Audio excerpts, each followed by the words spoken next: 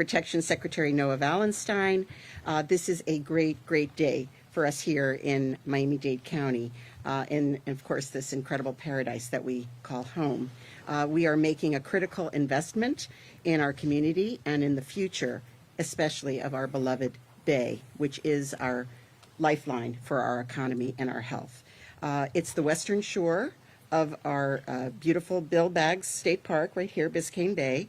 It's the jewel of our South Florida environment and our regional economy. Oh, I'm going to take off my mask. So it's not an overstatement to say that our entire economy and our community's prosperity depends upon access to clean water. In recent years, we've seen the tragic near collapse of Biscayne Bay, the result of nutrient pollution, our historic over-reliance on septic over sewer, and our aging water infrastructure. We've seen the impacts of this crisis firsthand, especially in recent months. Our seagrass meadows are in retreat. There are algae blooms that are plaguing the formerly crystal clear waters, and the fish kills were literally bringing the crisis off our shores vividly to the surface all too recently. And our beautiful coral reefs are in jeopardy as well.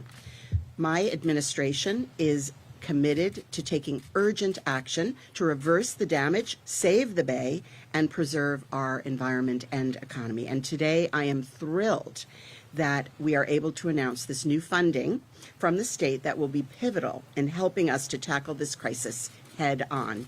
The good news is that we have a plan of action to guide us forward through the important recommendations of the Biscayne Bay Task Force. And just last week, we released 2 additional key reports that will help move us towards solutions. The first is a septic report that gives us a tactical approach for how we're going to identify the most urgent and most effective places to start converting our homes and businesses off of septic and connecting them to our sanitary sewer system. And the state will also be very important partner in making sure that we target those investments to help us accelerate this transition. And we also released our first annual Biscayne Bay report card, and our report card is designed to help the public clearly understand the health of Biscayne Bay in different parts most affected by the pollution, and it will keep our government accountable every year with this annual report so that we can showcase the progress we are making to save the Bay.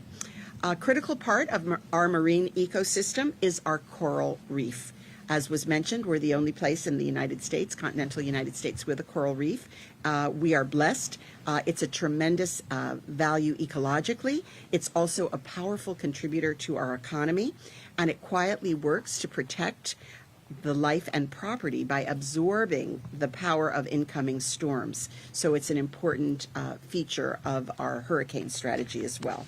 And the counties of Southeast Florida have banded together to work with the state to address this mysterious disease that is plaguing the reefs, the stony coral tissue disease. It has devastated the reefs, and the funding announced today will go a long way towards restoring the health of our coral ecosystem that is so critical to the health of our bay and ocean. And so we're taking an important step today towards the saving of our bay and of our reefs. So on behalf of Miami-Dade County, I want to thank Governor DeSantis, Florida Department of Environmental Protection, and our Lieutenant Governor for their commitment to facing the urgent threats facing our ecosystem in partnership with us here in the Miami-Dade County. You're making much needed investments to protect our environment, our economy, and our public health for now and for the future. Thank you. Thank you very much. Secretary. Thank you very much. My name is Noah Wallenstein. I have the privilege of serving as Secretary of the Department of Environmental Protection here in Florida, and thank you to the Governor, Lieutenant Governor, and Mayor. What a team. Growing up and certainly with the team at the Department of Environmental Protection, our lives are protecting the environment here in Florida. In the 1970s, you saw a real large environmental movement start nationally and sweep the nation. And as professionals working in this area, we always talk about that. A lot of us grew up watching that, and that inspired us. Right now, we've got an environmental movement that's going to sweep the nation, but it's starting here in Florida. In 2018, so much began to start happening for the environment. that we sometimes have to pinch ourselves at the agency. So as the governor mentioned, just in the last year, we had landmark legislation that gave our agency 50 to 100% increase in environmental penalties across the board. We now get to talk about Everglades restoration projects, not in terms of decades and will the project happen, but now with the EAA Reservoir, we actually started design of that project and broke ground in less than 3 years. This is a great time to be working on the environment in Florida and something we're all thankful about. Protecting our coral reef system here, again, the third largest barrier reef system in the world, one of Florida's crown jewels of environmental resources, is so key. And again, that's another great demonstration of what happens when you have a partnership like there is behind me, is we saw the outcome of poor water quality and impacts from runoff from an urban area this summer with a fish kill. And so often in the past, you wouldn't see movement, or there would be a stall, there would be questions, but you wouldn't see action. Right now, we're already standing here ready to invest in a solution because the governor had already lined up having funding for the environment and making it a priority, and because we have local partners that care and are willing to join together, follow the science, and take action. And so on behalf of the Department of Environmental Protection, it's a wonderful time to be working on the environment. We're making great progress, and we're excited to ensure that Biscayne Bay is preserved for generations to come. You know, one of the things that that I would tell Noah and just tell our guys as we were fighting for the funding was, particularly when you deal with things like Everglades restoration, the state has to show we have skin in the game. We wanted to come and lead the way, provide resources, so that when I went to Washington, I could say, we're not asking you to do this for us. We're here. We want you to help us, but we're gonna work hard. And I think when you're willing to do that, it makes a difference. And so for Miami-Dade to be able to say, absolutely, we have skin in the game, makes it very easy for me to then work and say, of course, let's work together and get this done. So I appreciate your commitment, and thank you for working very hard on this. And we're going to continue at it. This is just so important. You know, every time I fly into town and we kind of take the route when you go out to the Atlantic and then come back. I mean, it's really awe-inspiring. It's a great part of the Florida and a great part of the country. And with that, Glenna. Hi. I have a question about the funding, but can we reserve time for some vaccine questions? Sure.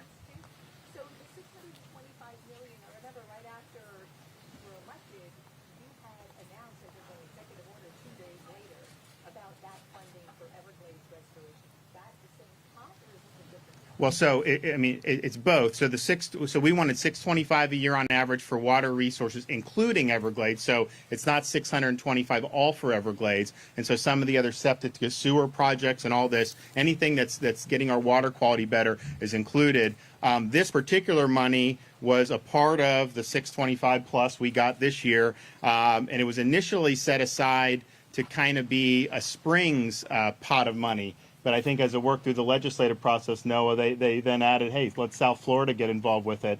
And so this was really the first time any money like this has been used. So I think it's been successful, and we're happy to be able to do it and to make an impact with it. Yes, sir. Governor, some local leaders in Miami-Dade have said they've had some trouble reaching your office to talk about COVID prevention efforts. I'm wondering if you've had a chance to speak with Mayor Levine-Cava or with Mayor Suarez about some of their concerns. No, I told Mayor, I said, I congratulated her on her win and said, I'm willing to work with you on whatever we can to help the county. This is an important part of our state. You know, she's a strong mayor of a county that's bigger than like probably 20 states in our country. And so it's really, really significant. You know, I told her that she ran on a certain platform and she's going to pursue that. And if I don't agree with everything, I'm not going to come nitpick on that. I'm going to find examples where we can work together. So our door is always open. And in terms of some of the COVID, we discussed it. And I know Glenna may want to talk about some of the vaccine. But what we did in the initial Florida, so the priority was long-term care residents because they're the most vulnerable, and then really the tip of the spear, healthcare workers for that first shipment. And the thought behind that was they're in high contact with COVID folks. If you have a bunch of them get infected, then our hospital capacity goes down. So we wanted to knock that out. Florida was the first one to be in nursing homes. Most of the other states aren't even starting until I think today, and some of them not even to the end of the month. So we did that. We worked with Pinellas and Broward because they had a lot of stuff, but we also had some facilities in Dade who were able to handle it and administer it. So we work with that, and I told the mayor, if there's more facilities, if we can send more strike teams, we want to do that. We want to be helpful as it becomes. You know, we're getting today about 61,000 doses of the Moderna are going to arrive today, is what we're tracking, and then tomorrow. So 61,000 today, and I think tomorrow is going to be over 300,000. And so that's going to go to over 170 hospitals throughout the state of Florida. We're also going to get, I believe it's about 120,000, somewhere in that range, of the second shipment of Pfizer. And so we expect that to come either today or tomorrow. So all this stuff is in shipment, and our goal is to be able to get it out for folks who are able to help the people as best they can. I was able to go to, we were in Pompano Beach, and we had some of the first seniors be able to get it. And it was really great because they've done a great job there.